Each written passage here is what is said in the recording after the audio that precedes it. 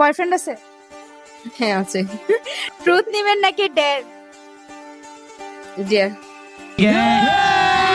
আপনার বয়ফ্রেন্ডের টাকা পয়সা আছে? আর অনেক। আচ্ছা, আপনার বয়ফ্রেন্ডকে কল দিবেন, কল দিয়ে বলবেন যে আমি বেব একটা সত্যি কথা বলতে চাচ্ছি, আমি তোমার সাথে রিলেশন করছি তোমার টাকা পয়সা দেখে। এই কোয়েশ্চেনটা মানে এটা বলবেন, দেখি ওর রিয়েকশন কি হয়। আমাকে ছেড়ে দিলে এরপর? আরে আমরা আমাদের ভিডিও থাকবে, আমরা যে শিখাইছি সেটা তো দেখাবো।